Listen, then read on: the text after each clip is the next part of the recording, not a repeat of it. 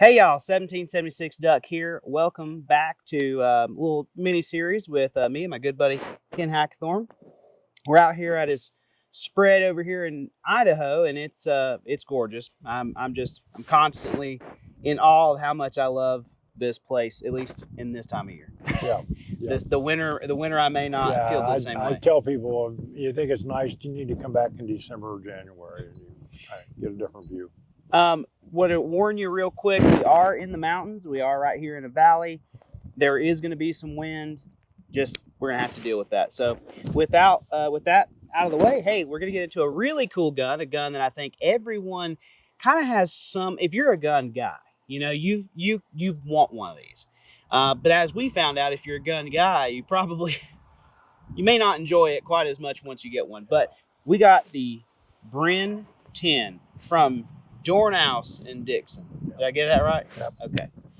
And you're going to have to educate me on this one because, I know about it from the Miami Vice standpoint, but I'm sure that's not a lot of history there.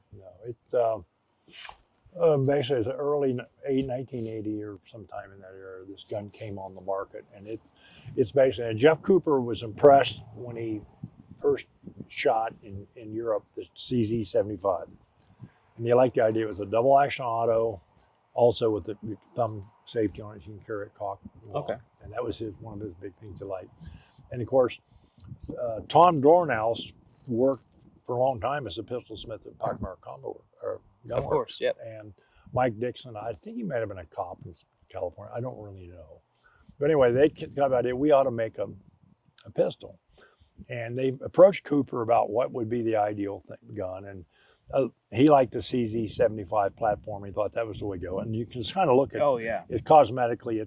It's very much a CC75 in concept. And of course, believe it or not, Guns and Ammo at one point, Whit Collins or one of the guys had actually designed and made a Wildcat 10 millimeter cartridge. And Cooper was always impressed with it because it was ballistically superior to a 45 auto, which is in his mind a 45 was the round. And so anyway, they suggested that in the conversation that they ought to do this 10 millimeter concept. And so they looked at designed the gun, they started working on it. And of course, Tom was the guy who basically was the prototype machinist who made a lot of stuff. And they approached, none of the American ammo companies was interested. They actually went to Norma in Sweden, and Norma made them the 10 millimeter round. And Jeff promoted it. It's got the gun sight Raven on the frame, which Jeff endorsed the gun, which back then was a big deal. Big deal. And it went into production. And the problem early on was they never really had a good source of magazines. So when they first started shipping guns, they shipped them without magazines, so they didn't have any. And the magazines were always in short supply. Right. This is the box, the way they came, the way they were wrapped, owner's manual. And this one, by the way, not only has one, but it has a spare magazine. Anyway, it was kind of a highly desirable gun. Everybody thought this is state of the art, that 10 millimeter cartridge. People will say, well, the 10 millimeter is the same as a 41 mag. Actually, that's not true. It's kind of midway between a 357 Magnum and a 41 Magnum. It's still a good cartridge. Don't get me. It's an inherently accurate cartridge. Has a lot of pluses, but it's got a lot of, it's a pretty high pressure, high impulse cartridge. So as Colt found out when they started building 1911 Delta Elites, it was pretty much too much cartridge for the gun. Right. But anyway, the CZ hit the market. Everybody wanted one. Cooper endorsed it. It looked great. I didn't get this one until later. I actually got one from Wayne Novak, who now, by the way, has probably more CZ75s and spare mags and spare parts than anybody on the planet. Yeah. But bottom line is, they got the gun, and once I started shooting it, I quickly realized, maybe this isn't what I thought it was. and this puts away, you shot it yesterday, you got a chance to shoot it. And I don't shoot it much because, it's actually quite a desirable gun. So if you break apart, you're kind of screwed. And they were kind of famous for breaking parts. Mm-hmm. And like I said, when new guns, new cars, new motorcycles come out, there's always shall we say, an evolution period to fix problems. And this gun was no different. But anyway, you got to shoot it yesterday, which was an experience for you.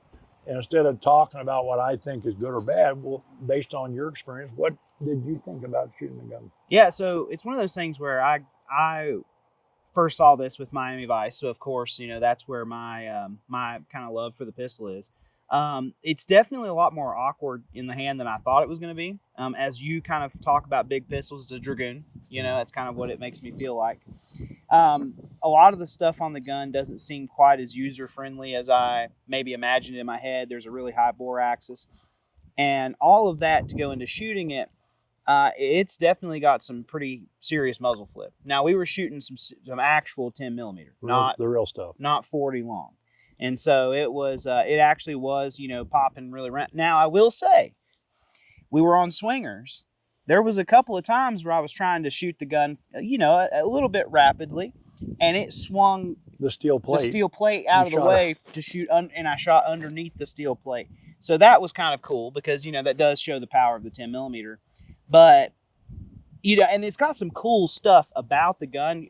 Actually, you pointed this out to me, the way thread out bushing. Yeah, the thread out bushing captures the front sight. That's just like how we do on the Cabots. Our bushing captures the front sight. Right. So I thought that was a really cool kind of feature there. But, you know, it's one of those guns where I'm glad I'm very thankful you let me shoot it.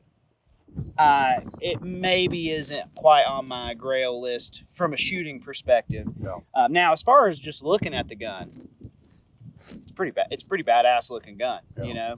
Yeah. You know, these casting marks are a little janky, but it is a really cool gun. Shooting it wasn't my favorite. The trigger isn't the best. It's not awful by any means. It's serviceable, but it's not the best. Yeah. Certainly no 1911 trigger. Absolutely. Yeah. The DA trigger is, if for that era design gun and the way it's designed, the trigger pull, it's not a CZ75 DA trigger. Sure. And a single action trigger is nothing you write home about. And the safety is kind of out of the way. You know, like it's a little high. It's a little high. It's not. It's like the CZ75. The safety's really not in the Yeah, right place. right, of course. The other thing which people don't grasp about the gun is because of the era.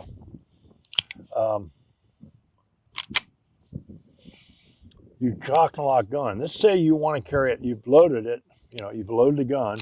Now it's cocked, but you want to carry a DA. You got to manually lower the hammer. Right. You got to let the hammer down. Okay. Sure. If it slips, it's going to go back, and they knew that. So they built in a crossbolt firing pin safety. So you push it where it says S to say push it.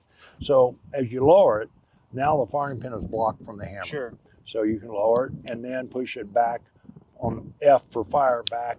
Well, the problem with that is if you reach up to load the gun and you can push that and put it on safety, you don't know it.